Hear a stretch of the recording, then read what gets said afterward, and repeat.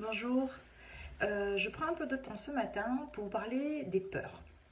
Alors c'est un sujet vaste, je ne pourrais pas aborder le sujet dans son ensemble, mais ce qui m'intéresse, c'est de faire passer le message que chaque peur est légitime. Il n'y a pas une seule peur qui n'est pas légitime. Tout s'explique et tout a du sens.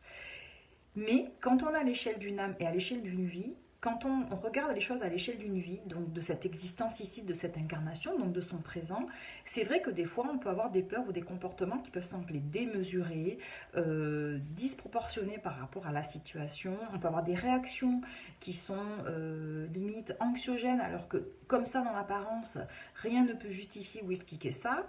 On peut ne pas comprendre d'où vient une peur. Voilà, elle est là, elle est installée, mais on ne la comprend pas. Et pourtant, si elle est là, si elle s'exprime, c'est qu'elle est légitime parce qu'elle a du sens. On est à l'échelle d'une âme. Donc ce qui va être intéressant quand on travaille à l'échelle de l'âme, c'est justement de pouvoir légitimer des réactions dans son présent.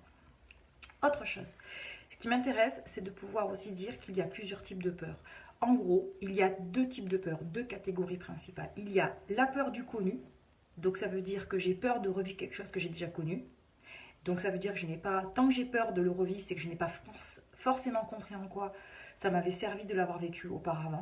Parce que le but, c'est pas d'avoir peur de le revivre, c'est de ne pas le revivre et de travailler la vigilance.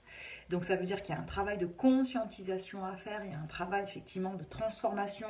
J'ai vécu une expérience, je n'en ai pas encore compris la finalité. Donc tant que je n'avais pas compris la finalité, on va réveiller au fait cette peur aussi pour pouvoir la travailler, la transformer et en faire quelque chose pour ne plus avoir peur. Mais je les répète bien, la vigilance. Parce que, attention, le danger existe, il faut arrêter de croire que le danger n'existe pas, il existe. Mais quand on le connaît et quand on le reconnaît, on peut l'éviter. Ça sert à ça d'avoir vécu des dangers. Donc on va beaucoup s'en servir. Donc il y a la peur du connu.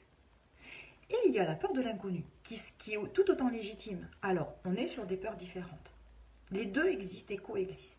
Alors le connu, c'est lié à mon passé, à mon histoire, qui me permet effectivement d'aborder mon présent plus sereinement normalement et pas dans la peur. Donc je le répète, tant qu'on est encore dans la peur, c'est qu'on n'en a pas compris encore les tenants et les aboutissants et ce n'est absolument pas grave, ça se travaille. Et d'ailleurs, si la vie décide de réveiller des peurs, c'est pour les travailler et non pas pour nous figer, nous bloquer, c'est pour justement faire quelque chose. Et il y a effectivement la posture quand on est face à l'inconnu. Alors, on va commencer par le connu.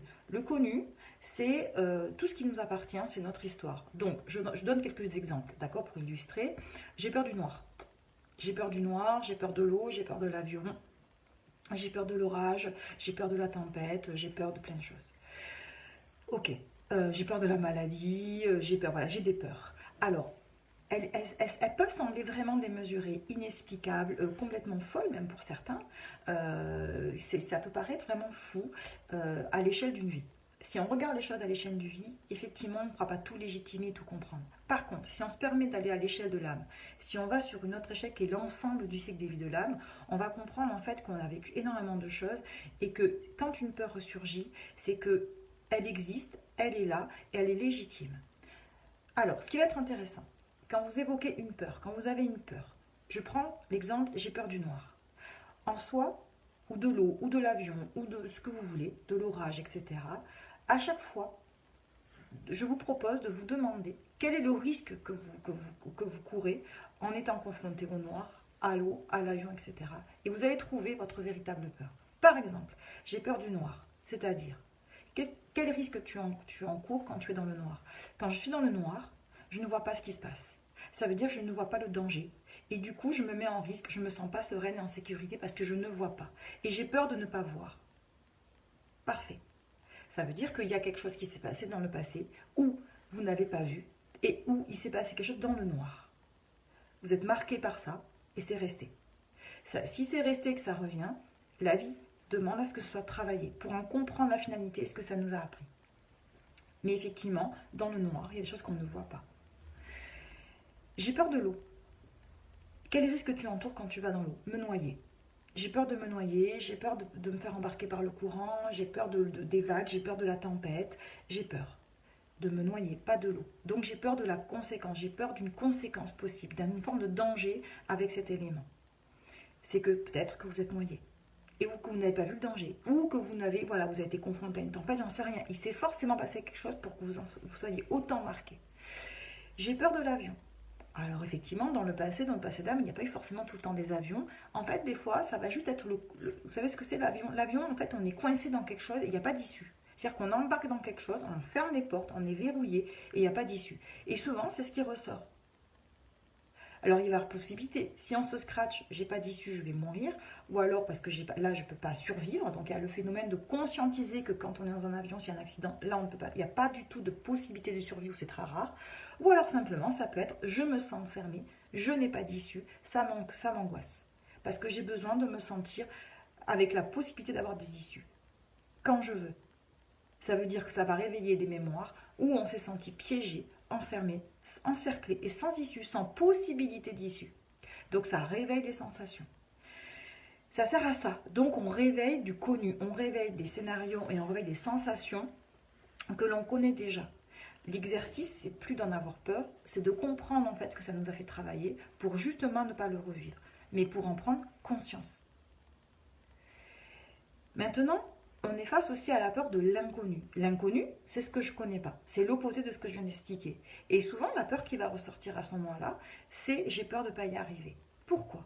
Parce qu'on associe souvent l'inconnu, c'est aussi la difficulté. Ça veut dire que je vais me retrouver dans un environnement que je ne connais pas. Et comme je ne l'ai jamais vécu, comme je ne sais pas ce que c'est, je ne suis pas en zone de confort, je n'ai pas mes repères, je ne sais absolument pas comment moi je vais réagir, comment je vais le vivre. Donc je ne suis pas en zone, effectivement, comme j'expliquais, de confort. Donc souvent, comme on est face à la nouveauté, on est face à la difficulté qui est liée à la nouveauté. Et souvent, on a tendance à confondre la nouveauté et la difficulté avec la capacité. J'ai peur de ne pas y arriver parce que c'est nouveau. Alors qu'en réalité, la vie te dit, mais oui, c'est normal que tu ne sois pas en zone de confort, c'est normal que tu aies peur, puisque tu ne sais pas, tu l'as jamais vécu avant, tu ne sais pas comment tu vas réagir. C'est légitime que tu aies peur. Moi aussi, j'aurais peur à ta place. On a tous peur face à l'inconnu, parce que ça nous renvoie à nos capacités. Il faut savoir une chose, si on le vit, si la vie nous le propose, c'est qu'on est capable de le vivre. C'est juste qu'en fait, comme on ne l'a jamais vécu, on ne connaît pas nos capacités, on ne sait pas comment on va réagir, donc c'est normal qu'on se demande si on va être capable d'y arriver. Alors en général, bien sûr qu'on est capable d'y arriver. Je ne dis pas qu'on va y arriver facilement parce que c'est nouveau, il va falloir travailler et redoubler des fois d'efforts. Des fois, on va être surpris, on va croire qu'on n'est pas capable alors qu'on va être capable. Tout dépend de ce que cet inconnu va révéler sur nous. On peut se révéler dans l'épreuve, on peut se révéler dans l'inconnu. Attention, si on attend d'avoir confiance en soi pour aller dans l'inconnu, on ne va jamais y aller. Parce que c'est justement en faisant quelque chose de nouveau, c'est justement en s'y confrontant, en le faisant, qu'on va se rendre compte qu'on est capable de le faire. Et c'est à ce moment-là qu'on prendra confiance en nous et qu'on verra qu'en fait, on est capable. Donc, l'inconnu, c'est aussi l'axe de croissance. C'est ce qui nous permet de nous développer et de nous dépasser, de grandir. Et effectivement, d'aller souvent d'acquérir des compétences et des capacités supplémentaires. On les a, on les développe, on les travaille, on les répète. Donc, on n'est pas forcément à l'aise au début parce que c'est nouveau. Donc je répète, l'inconnu est souvent lié à la difficulté parce que c'est quelque chose que l'on ne connaît pas, que l'on ne maîtrise pas. On croit souvent effectivement que la difficulté est liée à nos capacités, alors qu'en fait, on est capable de le faire, sinon la vie ne nous ferait pas vivre, mais on n'est pas habitué. Pour nous, c'est difficile parce que ce n'est pas quelque chose encore de naturel.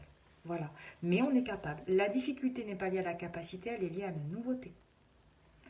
J'espère que ça vous a aidé. Et je vous souhaite une très bonne journée et je vous dis à bientôt. Au revoir.